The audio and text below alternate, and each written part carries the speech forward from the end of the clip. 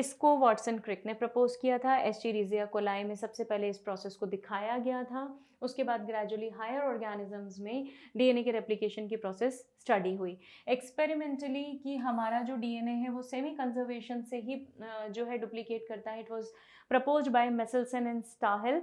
1958 में इन्होंने ये मॉडल प्रपोज किया था, ई कोलाई में ही किया था, और टेलर ने इसे विशिया फाबा में प्रपोज किया था 1958 में। दोनों के नाम याद रखने आपको। टेलर ने विशिया फाबा में प्रपोज किया था मॉडल, और हमारे जो मेसेल्सन स्टाहेल हैं उन्होंने ई कोलाई में प्रपोज किया था। दोनों की डिस्कवरीज याद रखेंगे, बहुत बहुत बहुत इंपॉर्टेंट है, right. So experimentally it was prove there. Taylor ने रेडियो ट्रेस और टेक्निक्स यूज़ की थी। बेटा ये केमिस्ट्री में यूज़ होने वाली बहुत हाई लेवल टेक्निक्स हैं जिनकी मदद से हम कुछ रेडियो एक्टिव सब्सटेंसेस और इनको सबको यूज़ करते हैं, राइट। मेसेल्सन स्टाहिल ने हेवी आइसोटोप यूज़ किया था नाइट्रोजन का, विच वाज N15। देखो हमने जो पहले एक्सपेरिमेंट्स पढ़े थे वहाँ पे हमने रेडियो एक्टिव आइसोटोप्स यूज़ किए थे। यहाँ पे मैं रेडियो एक्टिव आइसोटोप नहीं यूज़ कर रही हूँ, heavy and light isotope use कर रही हूँ। So heavy isotope which I have is N15 over here. N15 एक हेवियर आइसोटोप है, और अगर आप डेंसिटी ग्रेडियंट सेंट्रीफ्यूगेशन करेंगे तो इसका सेटलमेंट नीचे की तरफ ज़्यादा होगा। आई विल शो यू, है ना। अभी हम उसको अभी फ़िलहाल के लिए छोड़ते हैं। चलिए एक्सपेरिमेंट से शुरू करेंगे, तब आपको क्लियर करती हूँ मैं। सो सेमी कंजर्वेटिव मॉडल के लिए जो एक्सपेरिमेंट ई कोलाई में परफॉर्म किया गया उसमें हमने मीडियम में N15H4Cl यूज़ किया था। मतलब बैक्टीरियाज को कल्चर किया था एक ऐसे मीडियम में जहाँ पे नाइट्रोजन नॉर्मल ना होते हुए, N14 ना होते हुए हेवियर आइसोटोप था विच वाज N15। ठीक है, तो हेवी और लाइट के बेसिस पे यहाँ पे हम डिफ्रेंशिएट करेंगे। ई कोलाई को कई जनरेशन्स तक N15 वाले मीडियम में कल्चर किया गया था, और जब काफ़ी जनरेशन्स तक N15 वाले मीडियम में कल्चर किया गया था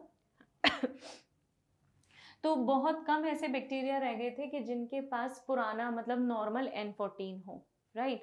तो बहुत जनरेशन्स तक तो N15 में किया, और उसके बाद फिर हमने दूसरे कल्चर मीडियम में इन बैक्टीरियाज को ट्रांसफ़र कर दिया जहाँ पे क्या था, N14 था। अब N15 तक पहले किया, फिर आपने इसको किस में ट्रांसफ़र कर दिया, N14 में ट्रांसफ़र कर दिया। मतलब कायदे से क्या होना चाहिए बेटा, जो पहले मेरा डीएनए था उस डीएनए के अंदर दोनों स्ट्रैंड्स में N15 आ चुका था, है ना। अब तुमने इसे जब N14 वाले मीडियम में ट्रांसफ़र कर दिया तो कुछ स्ट्रैंड्स में N15 ही रहा और कुछ स्ट्रैंड्स में जो है वो N14 आ गया। मतलब अब कहीं पे 15 है, कहीं पे 14 है। तो ये जो मेरे पास N15 N14 का कॉम्बिनेशन है, ये कॉम्बिनेशन कैसा हो गया बेटा, कुछ ऐसा जिसमें आधा पुराना है आधा नया है। बस इसी के बेसिस पे हमने कहा कि that the DNA replicates in a semi conservative manner, है ना। कैसे और आगे बात करते हैं। तो हमने क्या किया, फर्स्ट स्टेप क्या किया बेटा, पहले हेवी आइसोटोप में कई जनरेशन तक बैक्टीरिया की कॉलोनीज को ग्रो किया।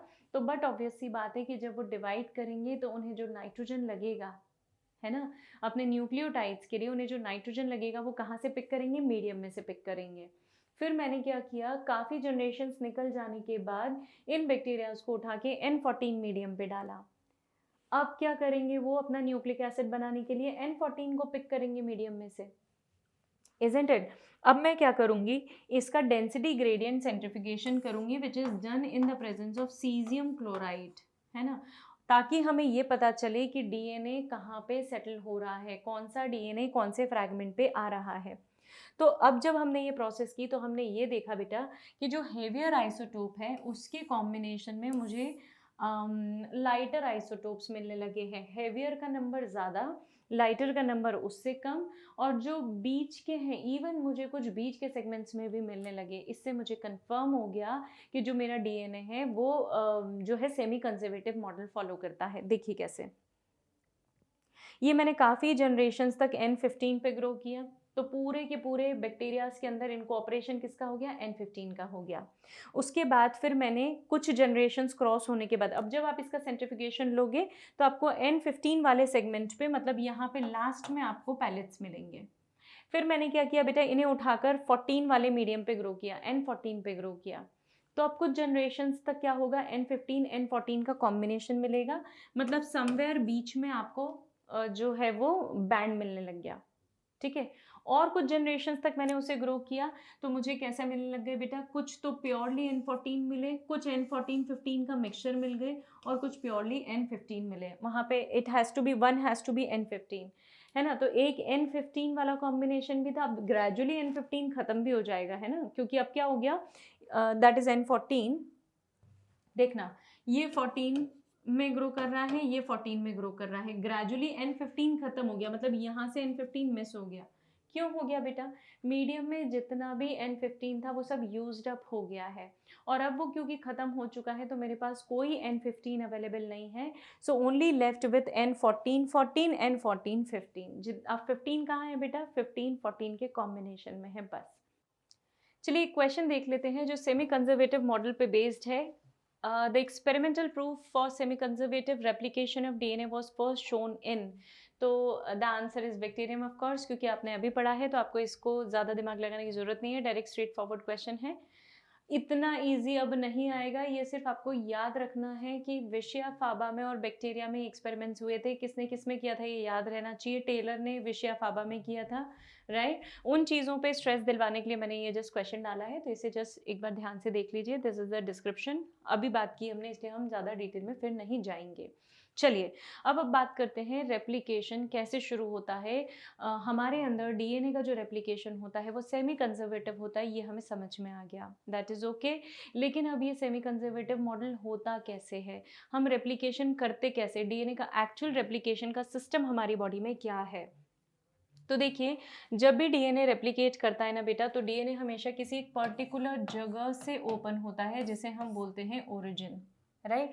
ओरिजिन का मतलब होता है ओरी साइट। ओरी मतलब जहाँ से डीएनए रेप्लिकेशन शुरू करता है, बिगिन करता है, उसे हम बोलते हैं ओरिजिन साइट, राइट। तो आपके किसी भी पर्टिकुलर डीएनए में, जैसे ये आपका डीएनए है, तो इस डीएनए में कोई एक पॉइंट ऑफ ओरिजिन होना चाहिए जहाँ से डीएनए का रेप्लिकेशन शुरू होगा। याद कीजिए बच्चों, आपने वेक्टर पढ़े हैं।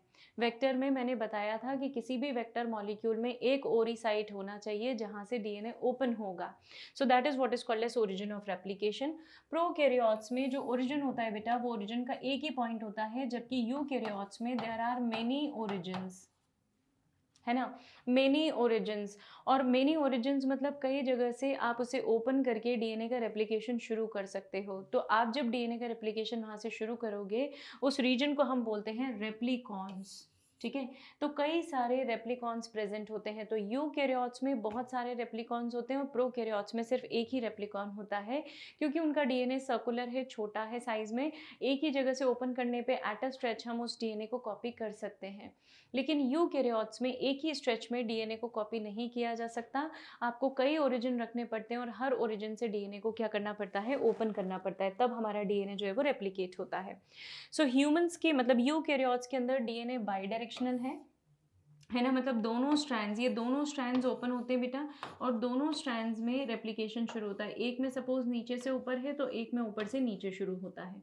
तो यूकैरियोट्स में कंटिन्यूस बाई डायरेक्शनल है, दोनों डायरेक्शंस में रेप्लिकेशन होता है, प्लस इट इज डिसकंटिन्यूस, मतलब एक स्ट्रैंड जो है वो कंटिन्यूस सिंथेसाइज होता है और एक स्ट्रैंड जो है वो टुकड़े टुकड़े में सिंथेसाइज होता है। प्लस सेमी कंजर्वेटिव होगा बेटा। सेमी कंजर्वेटिव मतलब एक पुराना होगा एक नया होगा, एक स्ट्रैंड मतलब, है ना।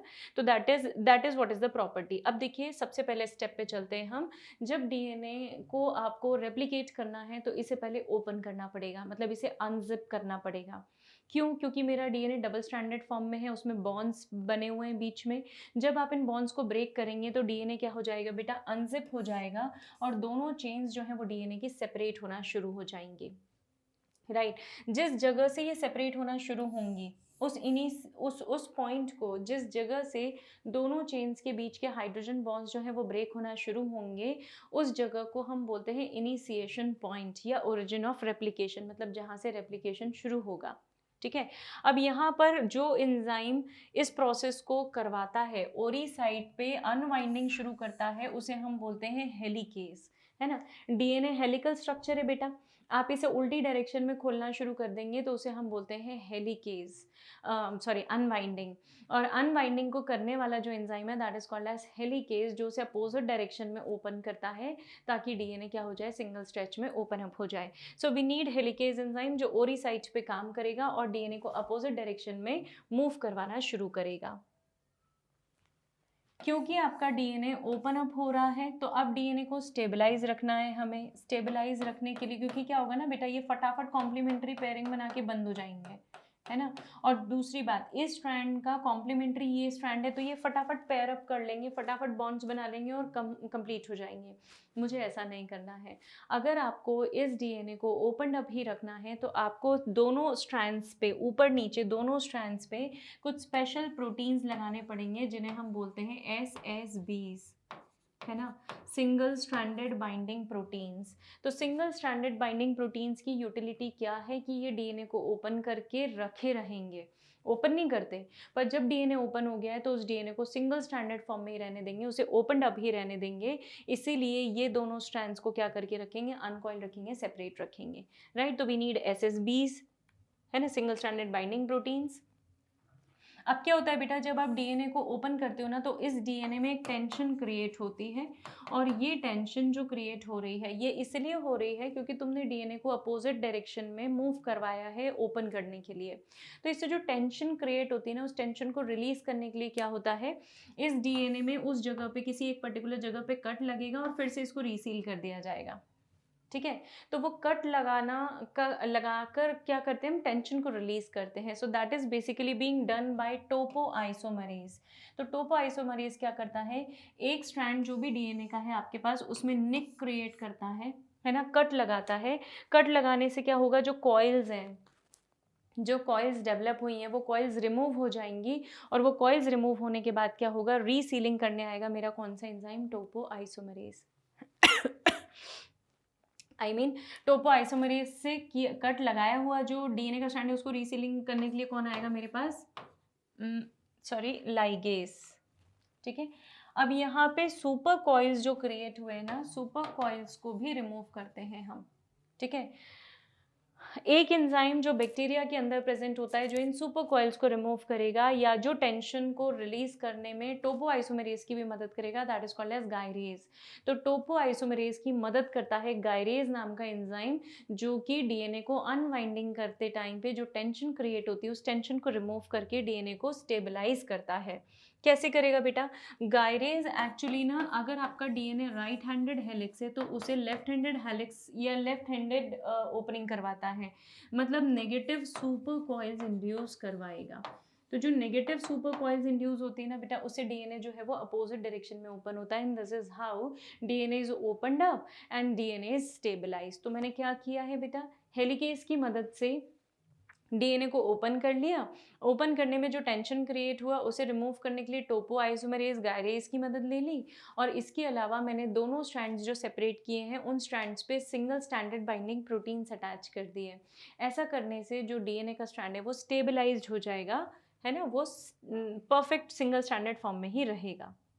अब क्या होता है बेटा, बहुत ज़्यादा हाई एनर्जी की रिक्वायरमेंट है हम जब डीएनए के स्ट्रैंड्स को सेपरेट करते हैं, because you need to break the bonds, hydrogen bonds है ना, तो हाइड्रोजन बॉन्ड्स को रिमूव करने के लिए या डिसॉल्व करने के लिए आपको एनर्जी खर्च करनी पड़ेगी।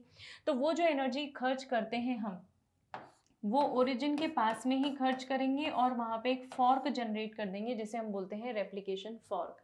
तो जब आपका डबल स्टैंडर्ड डीएनए है, इसमें बॉन्ड्स प्रेजेंट हैं, इस डीएनए को हमने ओपन अप कर दिया, और अब यहाँ पे क्या होगा, एनर्जी का एक्सपेंडिचर, मतलब ओपन अप करने के लिए मुझे किसकी ज़रूरत थी बेटा, एनर्जी की ज़रूरत थी। तो मतलब सेपरेशन में I need ATP, that's it.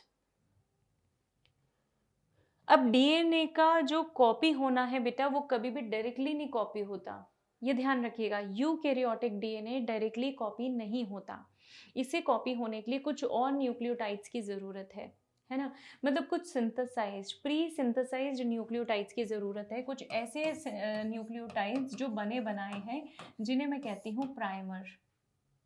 Okay, primers are nothing but just short stretch of nucleotide. These are short stretch of nucleotides जिनकी मदद से हम क्या करते हैं, डीएनए को सिंथेसाइज करते हैं। ये बहुत कम छोटे छोटे से बेसिस होते हैं बेटा, 5 से 10 न्यूक्लियोटाइड का सीक्वेंस है बस, इससे ज़्यादा नहीं। और इन प्राइमर्स को बनाने के लिए मुझे एक एंजाइम की ज़रूरत है which is called as primase. तो एंजाइम प्राइमेज जो है वो प्राइमर्स बना के देता है। ये प्राइमर्स अटैच होती हैं आपके डीएनए के ओरिजिन पे और फिर उसके ऊपर आकर पॉलीमरेज एक्ट करता है। सो प्राइमर या प्राइमेज, प्राइमेज क्या करेगा, प्राइमर बनाता है। प्राइमर क्या होते हैं, छोटे छोटे से न्यूक्लियोटाइड्स के सीक्वेंसेस होते हैं, है ना।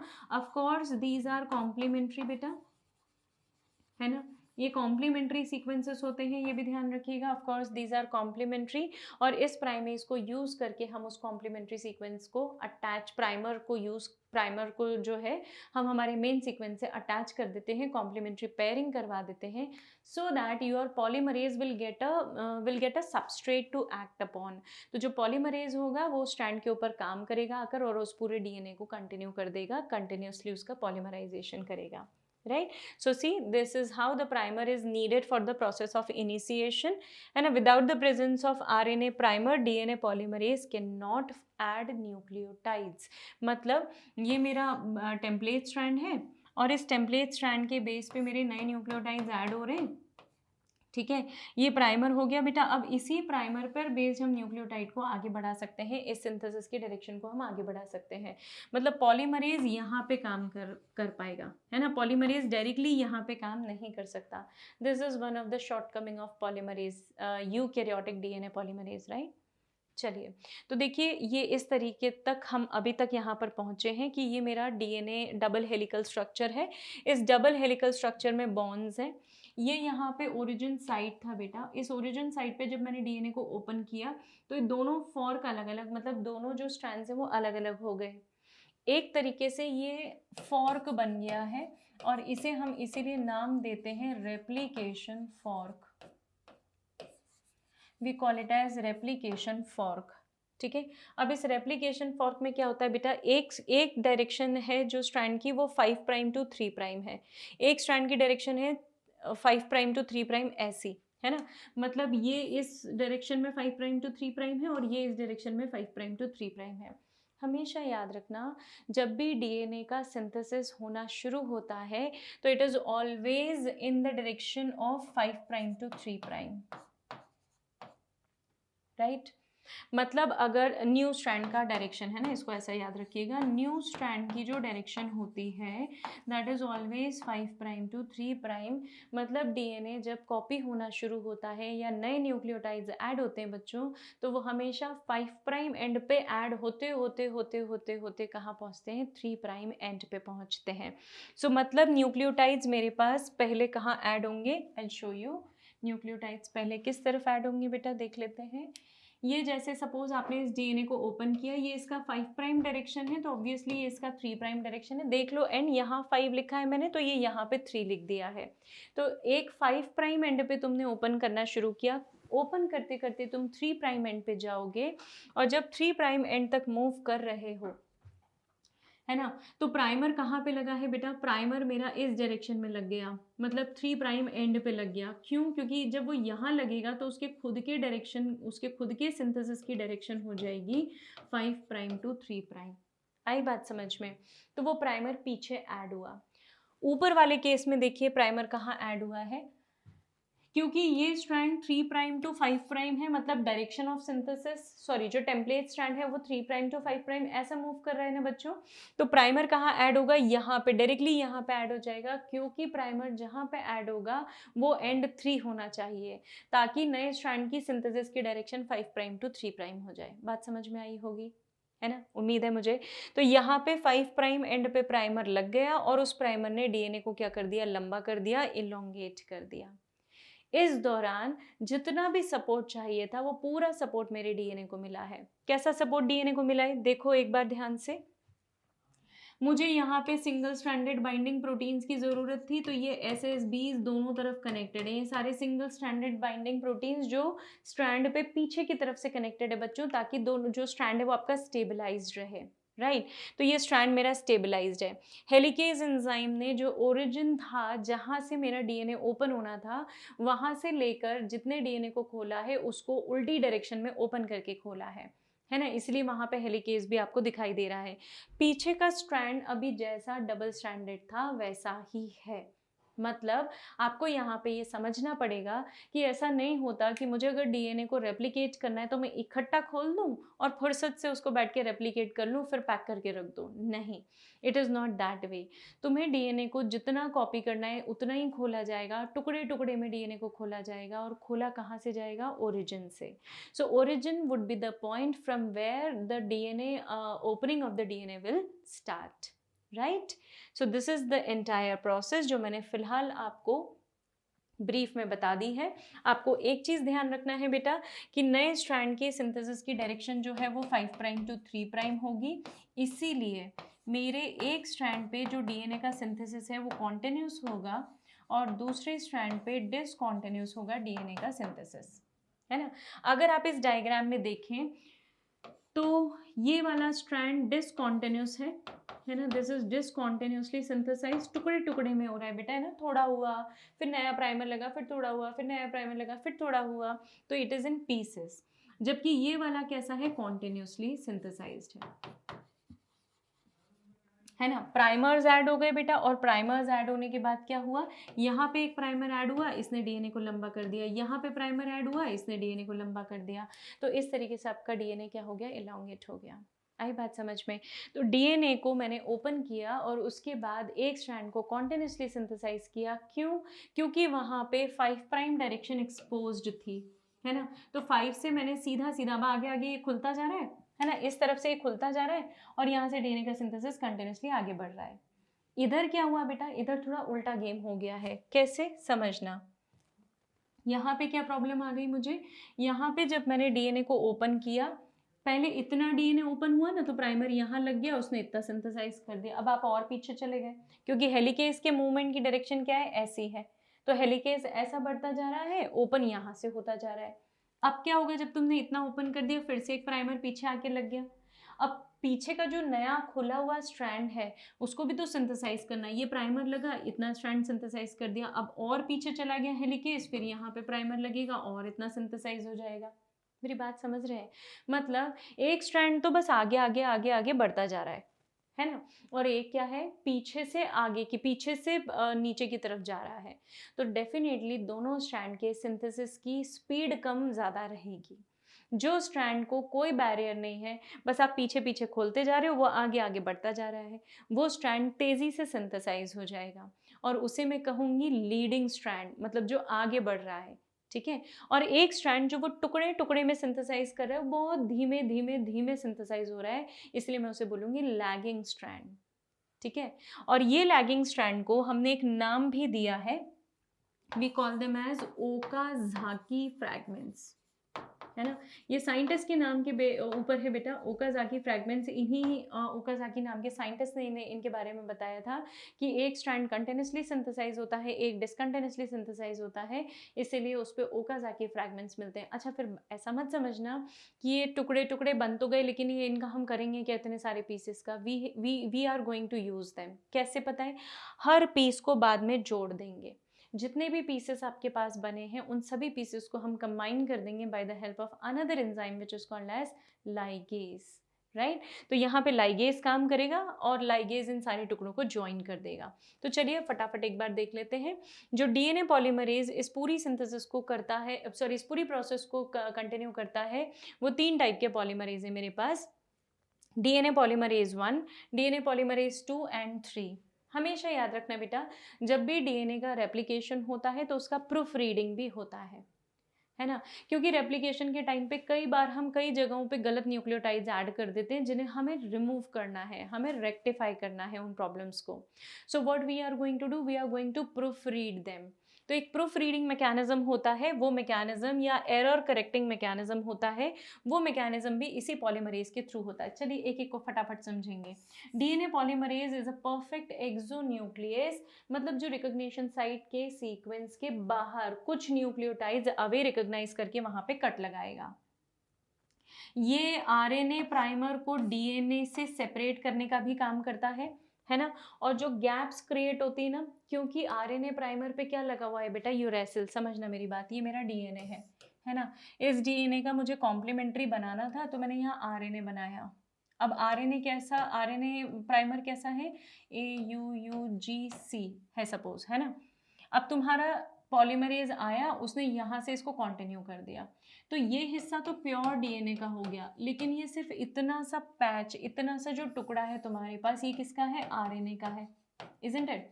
पता है क्यों, क्योंकि आरएनए प्राइमर था वो, डीएनए प्राइमर नहीं होता, आरएनए प्राइमर था। तो आरएनए प्राइमर होने से मतलब थाइमिन नहीं मिलेगा मुझे, थाइमिन नहीं है तो यूरेसिल है। अब डीएनए में तो यूरेसिल काम का नहीं है, तो मुझे क्या करना पड़ेगा, इस टुकड़े को हटाकर यहाँ पे फ्रेश डीएनए का टुकड़ा लगाना पड़ेगा। तो अब मेरा ये पूरा जो नया बना हुआ डीएनए वो एक तरीके से वो प्राइमर बन गया, और ये नया वाला मैंने सिर्फ सिंथेसाइज करना है, कुछ 8 से 10 न्यूक्लियोटाइड सिंथेसाइज करना है, ज़्यादा बड़ी बात नहीं है। तो ये काम कौन करेगा, आरएनए प्राइमर को हटाने का काम और उस जगह को भरने का काम, फिल्स द गैप, इसे कौन करता है, पॉलीमरेज 1, और इसीलिए इसे हम रिपेयर एंजाइम भी बोलते हैं, ठीक है। क्योंकि ये प्रोसेस आपने आखिरी में करी है ना, तो इसलिए इसे हम रिपेयर प्रोसेस भी कहते हैं, रिपेयर एंजाइम भी बोलते हैं। पॉलीमरेज 2 जो है ये स्पेसिफिकली डीएनए को रिपेयर ही करने का काम करता है, और डीएनए पॉलीमरेज 1 और पॉलीमरेज 3 इन दोनों के बिना ये काम करता है, ठीक है। So it will purely help in the process of repair. एक बार तुमने पूरा रेप्लिकेशन कर दिया ना, तो ये रिवर्स जाता है और सारी चीज़ों को रेक्टिफाई करता जाता है, अगर इसे बीच में कहीं पे भी कोई गलत न्यूक्लियोटाइड का एडिशन मिला है तो अगर कोई कॉम्प्लीमेंट्री पेयरिंग आपने गलती कर दी है, तो हमें तो पता है ना भाई कि ए के सामने टी आना चाहिए, जी के सामने सी आना चाहिए। आपने कोई गलत न्यूक्लियोटाइड ऐड कर दिया है तो उसे रिमूव करने का काम डीएनए पॉलीमरेज 2 करेगा, राइट। फिर आता है मेरा पॉलीमरेज 3, ये मेन रेप्लिकेशन एंजाइम है बेटा, ये बहुत लंबे लंबे न्यूक्लियोटाइड के स्ट्रेच बना सकता है। मतलब अगर आपसे कोई पूछे what is the main repair enzyme, तो इट इज डीएनए पॉलीमरेज 2। कोई पूछे what is the main replication enzyme, it is my DNA polymerase 3, right. क्योंकि डीएनए पॉलीमरेज 3 क्या करेगा, बहुत लंबी दूरी तक न्यूक्लियोटाइड्स को ऐड करता चला जाएगा and this is the reason why it's a main polymerase enzyme. अब देखिए formation of new nucleotide chain, मैंने वैसे आपको बेसिक लेआउट बताया है डीएनए के रेप्लिकेशन का, बट अब कुछ रॉ मटेरियल से भी शुरुआत कर लेते हैं और एक बार फिर से प्रोसेस को देखेंगे। जब भी आपको डीएनए का रेप्लिकेशन शुरू करना है, मतलब आपको क्या करना है बेटा, ऐड करना है आपको न्यूक्लियोटाइड्स, है ना। और ये न्यूक्लियोटाइड्स कैसे ऐड होंगे, ऑब्वियसली मैं डीएनए की बात कर रही हूँ, तो they have to be deoxy ribonucleotides, isn't it. अच्छा, फिर सिर्फ डीऑक्सी राइबोन्यूक्लियोटाइड्स को यूज करने से काम चलेगा क्या, बिल्कुल नहीं चलेगा। मैंने आपको बताया हुआ है कि मुझे यहाँ पे फॉस्फेट ग्रुप डालना पड़ेगा, राइट। तो मुझे क्या डालना पड़ेगा बेटा, इस डीऑक्सी न्यूक्लियोटाइड के साथ, suppose if it is adenine है तो adenine triphosphate, deoxy adenosine triphosphate, deoxy guanine triphosphate, deoxy cytidine triphosphate, thymidine triphosphate. मतलब कुछ नहीं किया है मैंने, डीऑक्सी राइबोस शुगर, उसके साथ न्यूक्लियोटाइड और उसके साथ क्या अटैच्ड है, मेरे 3 फॉस्फेट के ग्रुप। आई बात समझ में।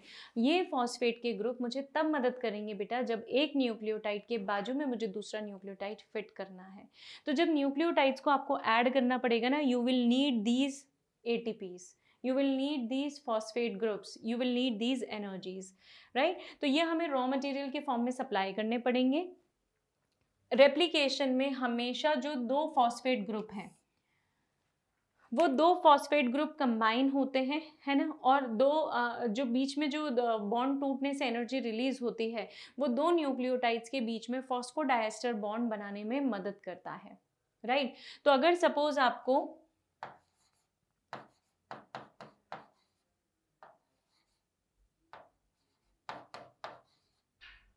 ये दोनों न्यूक्लियोटाइड्स को ऐड करना है तो इनका जो फॉस्फेट ग्रुप है ना बेटा, ये फॉस्फेट ग्रुप ये सेपरेट हो जाएगा, और इन दोनों को सेपरेट करने से जो एनर्जी रिलीज होगी ना, वो एनर्जी एडेनाइन और ग्वानाइन को कनेक्ट करने में मदद करेगी और बॉन्ड कौन सा बनेगा, फॉस्फोडाइएस्टर बॉन्ड। तो कुछ इस तरीके से प्रोसेस होगी, मतलब दो न्यूक्लियोटाइड्स को मुझे कंबाइन करना है, जोड़ना है, तो इनको जोड़ते टाइम पे फॉस्फेट बॉन्ड ब्रेक होगा, एनर्जी रिलीज होगी और दोनों न्यूक्लियोटाइड्स के बीच में क्या ऐड होगा, फॉस्फोडाइएस्टर बॉन्ड, राइट। तो इस तरीके से क्या हो जाएंगे, कंबाइन हो जाएंगे। वैसे डाइएस्टर तो हम तब बोलते हैं जब ऊपर नीचे दोनों तरफ फॉस्फेट बनता है, this is actually phosphate ester bond, right. आप डाइएस्टर भी बोले तो गलत नहीं है, but conceptually you should know the difference.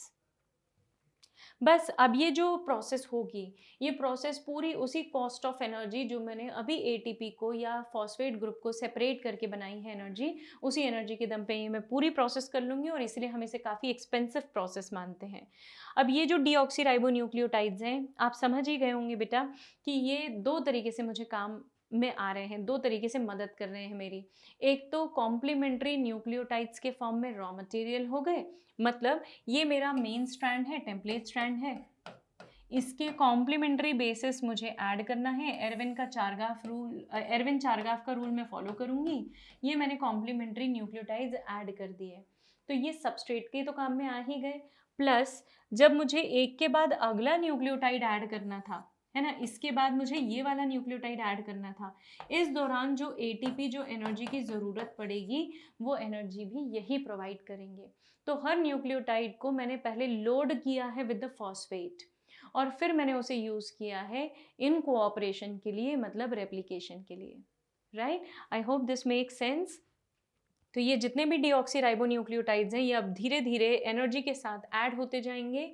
नई चेन की सिंथेसिस की डायरेक्शन यूनिवर्सली, चाहे प्रोकैरियोट हो चाहे यूकैरियोट हो, लोअर हो हायर हो, कोई भी ऑर्गेनिज्म हो, सब में 5 प्राइम टू 3 प्राइम ही रहने वाली है, इसके अलावा कोई नहीं है, कोई एक्सेप्शन नहीं है बेटा इसका, है ना, इट्स फिक्स। जो स्ट्रैंड कंटिन्यूसली सिंथेसाइज होता है उसे लीडिंग बोलते हैं, जो नहीं होता उसे लैगिंग बोलते हैं। लैगिंग में छोटे छोटे से फ्रैगमेंट्स हैं, डिसकंटिन्यूस स्ट्रैंड है ये, और इन फ्रैगमेंट्स को हम ओकाजाकी फ्रैगमेंट्स बोलते हैं। साइंटिस्ट का नाम था ओकाजाकी, उन्हीं के नाम पर ये नाम पड़ा है। लैगिंग स्ट्रैंड डिसकंटिन्यूसली बनती है, लेकिन बाद में सारे सेगमेंट्स को ज्वाइन करके हम एक कंप्लीट सिंगल चेन बना देते हैं। और इस प्रोसेस को करने के लिए जिन एंजाइम्स की ज़रूरत मुझे है वो है डीएनए लाइगेज। लाइगेज क्या करेंगे बेटा, एक एक सिंगल सिंगल न्यूक्लियोटाइड को कनेक्ट करने का काम करेंगे। ये मेरा एनसीईआरटी का डायग्राम है, राइट, एज इट इज दिया हुआ है।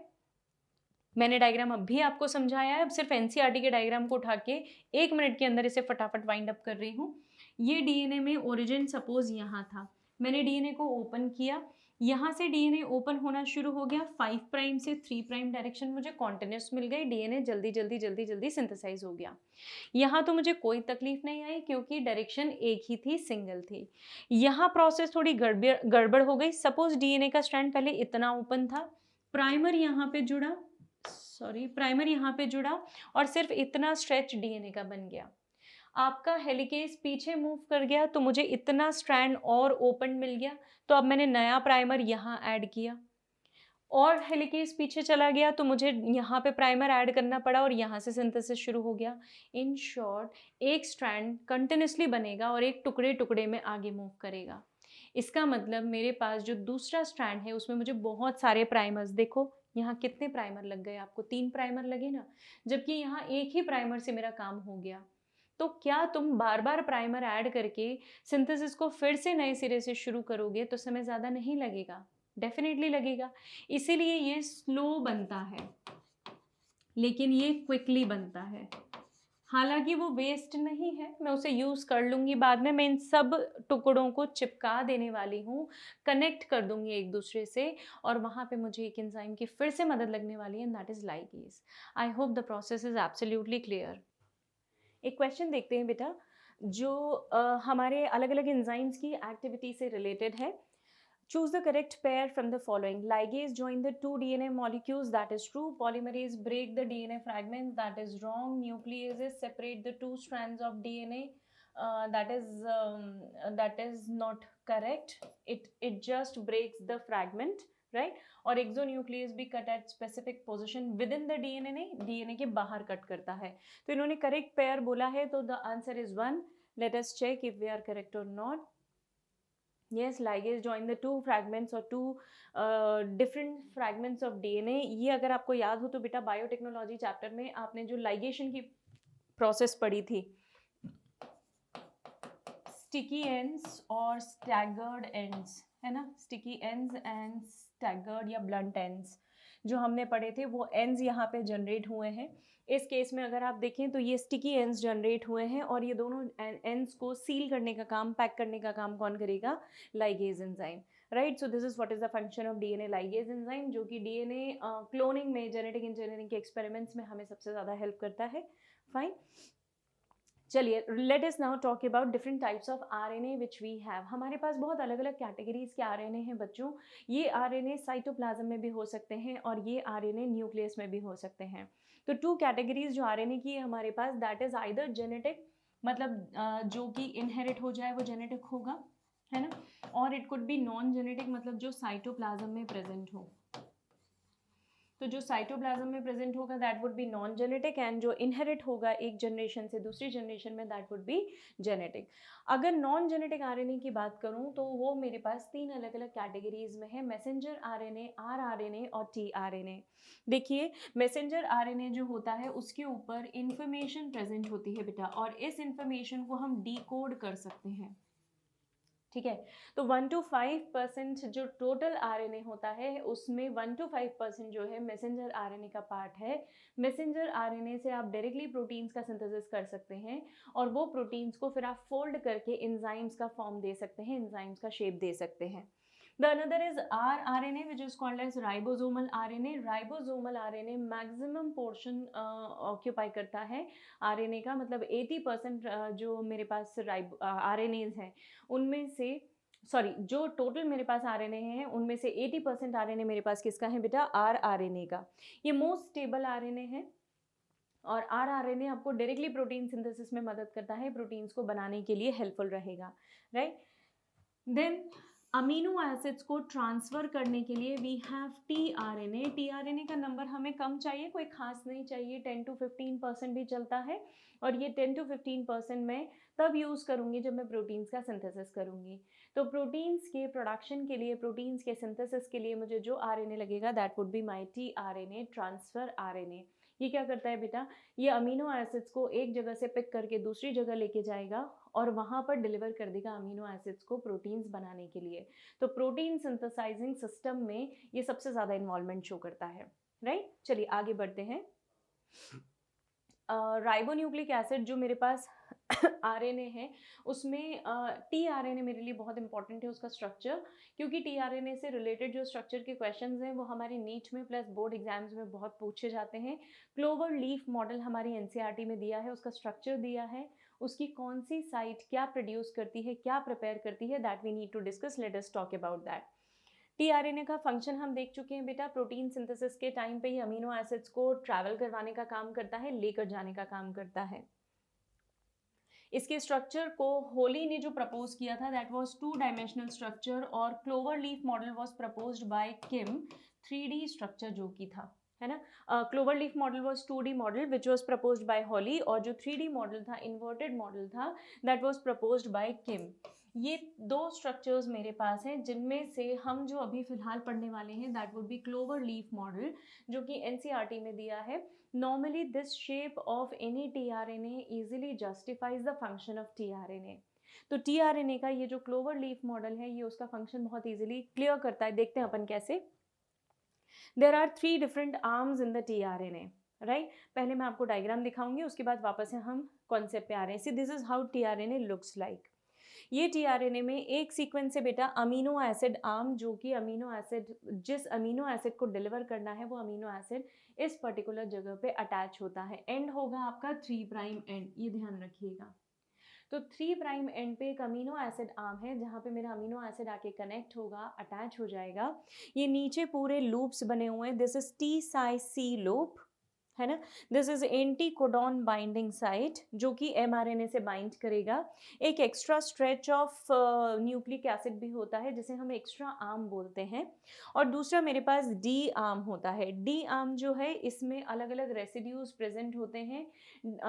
तीनों आर्म्स के अपने अपने फंक्शन है बेटा। टी साई सी लूप का अपना एक फंक्शन है, एंटीकोडॉन जो साइट है मेरे पास, इसका एक अपना फंक्शन है, और जो डी आर्म है that have a specific function. I will show you what are the functions. Come back here. ये T psi C loop arm है जो कि अटैचमेंट साइट है ना, जहाँ पे जो मेरा टी आर एन ए है वो लार्जर सब यूनिट से कनेक्ट होता है। किसकी लार्जर सब यूनिट से बेटा? राइबोसोम की लार्जर सब यूनिट से ये अटैच होगा।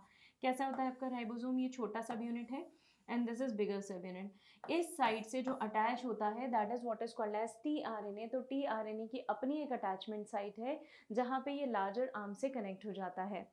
Another one is recognition loop और एंटीकोडॉन लूप। ये specifically M R N A से कंबाइन होता है, ठीक है। तो एम आर एन ए में जो कोडॉन होगा ना बेटा नीचे, उस कोडॉन का एंटीकोडॉन कहाँ पे प्रेजेंट होगा? इस आर्म में प्रेजेंट होगा। तो आपका टी आर एन ए इस एंटीकोडॉन से कंबाइन होता है, कॉम्प्लीमेंट्री पेयरिंग करता है और उस तरीके से उसका स्ट्रक्चर पेयर अप हो जाता है, क्योंकि टी आर एन ए को अटैच तो होना पड़ेगा ना बेटा। जब तक टी आर एन ए आपका एम आर एन ए से कनेक्ट नहीं होगा, अटैच नहीं होगा, तब तक प्रोटीन सिंथेसिस हो नहीं सकता, isn't it? तो एंटीकोडॉन साइट पे अटैचमेंट होता है एमआरएनए से। The another is DHU loop और इसे डी आर्म भी बोलते हैं, जो कि अमीनो असाइल सिंथेटेज एंजाइम से कनेक्ट होती है। ये अमीनो असाइल सिंथेटेज जो है this is basically a specific enzyme जो कि हमें अमीनो एसिड्स को कनेक्ट करने में मदद करने वाला है। कैसे वो हम बाद में डिस्कस करेंगे, but then this helps in the attachment, वो हम ट्रांसलेशन में पढ़ेंगे। तो टीआरएनए का ये स्ट्रक्चर है, 3 साइड्स हैं, 3 आर्म्स हैं। You can just look at them. One is T size C loop, another is recognition loop, which is also called as anticodon loop, and another is DHU arm or D arm. चलिए अब देखते हैं इनका attachment होता कैसे है। ये suppose translation की प्रोसेस डिपिक्ट हो रही है। तो सपोज ट्रांसलेशन में जब आपका राइबोसोम अटैच होता है एमआरएनए से, दिस इज योर एमआरएनए, इससे कनेक्ट होता है हमारा राइबोसोम। ये स्मॉलर सब यूनिट है, ये बिगर सब यूनिट है, राइट। तो यहाँ पे एक मिनट, इसको थोड़ा सा चेंज करूँगी मैं। ये आपका जो आर्म कनेक्ट हुआ है, ये आर्म कैसा कनेक्ट होगा? ये यहाँ पे एक आर्म लगेगा और एक आर्म यहाँ पे लगेगा, फाइन। तो अब देखिए ये टी आर एन ए नए नए अमीनो एसिड्स को लेकर आ रहा है। This is charged T R N A, इसे charge T R N A बोलते हैं, बाद में फिर से पढ़ेंगे बेटा। इस टी आर एन ए के ऊपर अमीनो एसिड कनेक्टेड है। ये टी आर एन ए आएगा और उस अमीनो एसिड को डिलीवर करेगा, राइट। ये मेरा mRNA है। This is mRNA sequence 5 prime to 3 prime. इसका जो डायरेक्शन है, जो पोलैरिटी है, वो 5 प्राइम टू 3 प्राइम है। ये 3 के ग्रुप में मेरे पास कोडॉन्स लगे हुए हैं बच्चों, और इन कोडॉन्स पे जब मेरा राइबोसोम फिक्स होता है, राइबोसोम्स इन्हीं कोडॉन को रिकॉग्नाइज करता है, और इन कोडॉन का कॉम्प्लीमेंट्री सीक्वेंस उसके एंटीकोडॉन लूप पे प्रेजेंट है। जब दोनों के बीच में कॉम्बिनेशन हो जाता है, तो जो अमीनो एसिड मेरा टीआरएनए लेकर आया है, वो अमीनो एसिड की डिलीवरी हो जाएगी, right. So this is basically the mechanism. Exact mechanism पे हम बाद में जाएंगे, फिलहाल सिर्फ आपको फंक्शन बता रही हूँ मैं।